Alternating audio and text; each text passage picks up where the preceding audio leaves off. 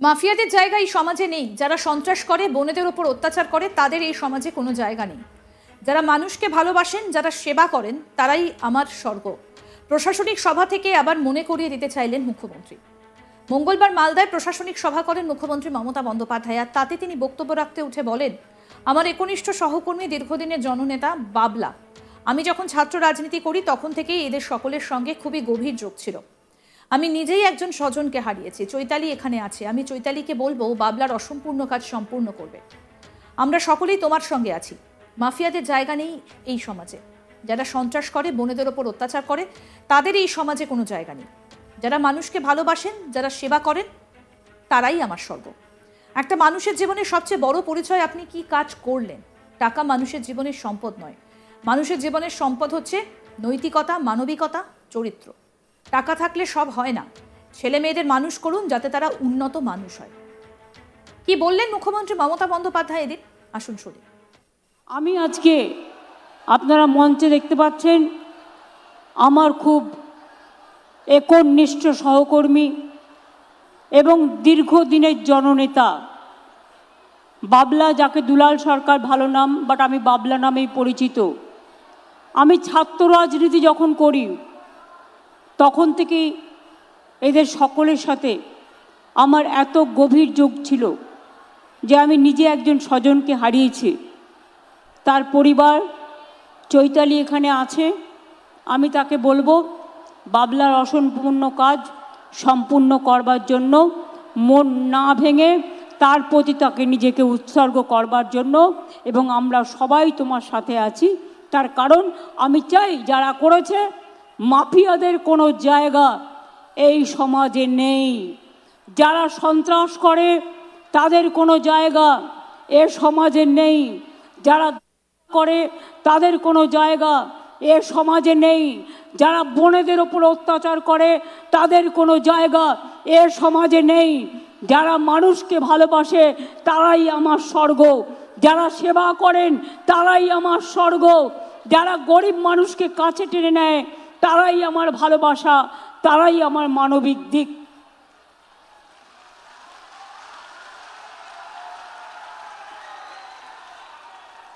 একটা মানুষের জীবনের সবচেয়ে বড় পরিচয় কি? আপনি কি কাজ করলেন। টাকা মানুষের জীবনের সম্পদ নয়। মানুষের জীবনের সম্পদ হচ্ছে মানুষের নৈতিকতা, মানবিকতা, চরিত্র। টাকা থাকলে সব হয় না। ধরুন আপনার অনেক টাকা, কালকে হৃদরোগে মারা গেলেন, টাকাটা কোথায় যাবে? ছেলে মেয়েদের মানুষ করুন, মানুষের মতো মানুষ করে গড়ে তুলুন, যাতে তারা মানবিক মানুষ তৈরি হয়, উন্নততর মানুষ তৈরি হয়, যে কথা স্বামী বিবেকানন্দ বারবার বলেছেন। আরজিকর কাণ্ডে মুখ্যমন্ত্রী বলেন, মা বোনেদের সম্মানের স্বার্থে সমাজকে মানবিক করতে হবে। আমরা বিধানসভায় অপরাজিত বিল পাশ করেছি। আমরা তাদের শাস্তি রেখেছি। সেই বিল এখনো কেন্দ্রীয় সরকার পাশ করেনি, ফেলে রেখে দিয়েছে। আমরা চাই সেটা মডেল তৈরি হোক। যাবজ্জীবন মানে কি? অনেক কেসে আমরা দেখেছি 2-3 মাসে বেরিয়ে গেছে, পেরোলে বেরিয়ে যায়।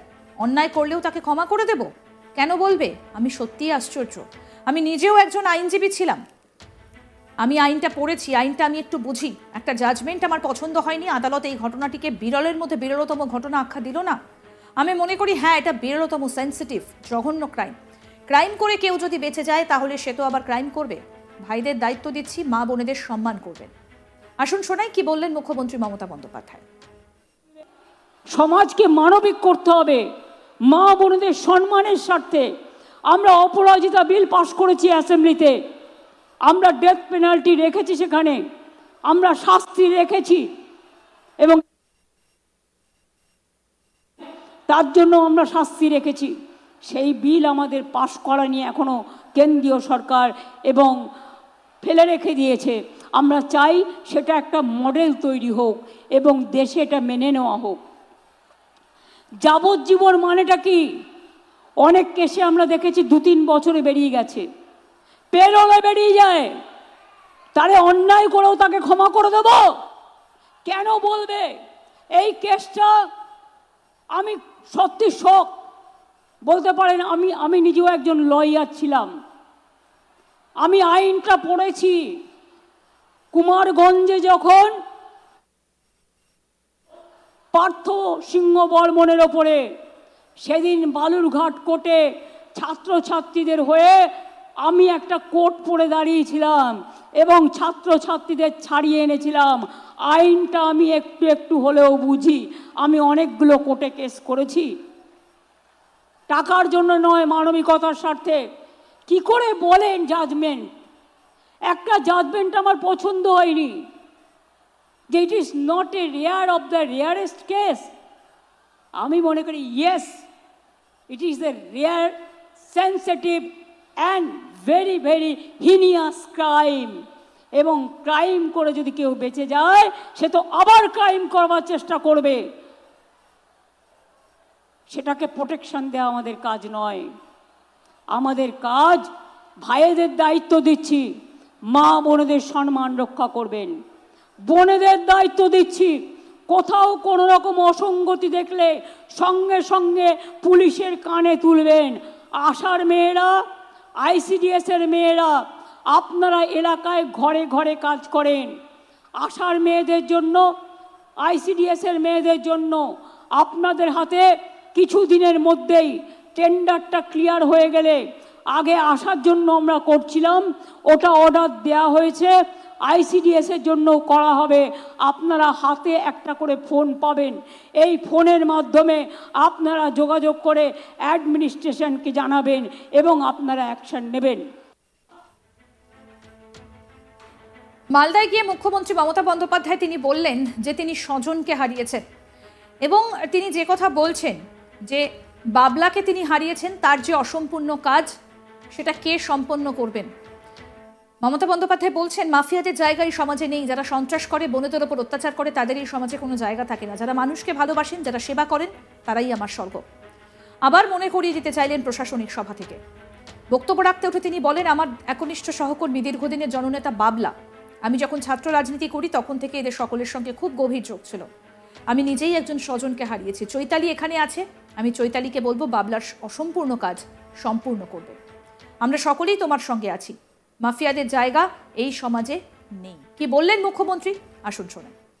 আমি আজকে, আপনারা মঞ্চে দেখতে পাচ্ছেন, আমার খুব একনিষ্ঠ সহকর্মী এবং দীর্ঘদিনের জননেতা বাবলা, যাকে দুলাল সরকার ভালো নাম, বাট আমি বাবলা নামেই পরিচিত। আমি ছাত্র রাজনীতি যখন করি তখন থেকেই এদের সকলের সাথে আমার এত গভীর যোগ ছিল। আরও আপডেট পেতে দেখতে থাকুন আজ তাক বাংলা। সাবস্ক্রাইব করুন, নোটিফিকেশন পেতে বেল বাটন অপশন প্রেস করুন, হোয়াটসঅ্যাপে ফলো করুন আজ তাক বাংলা।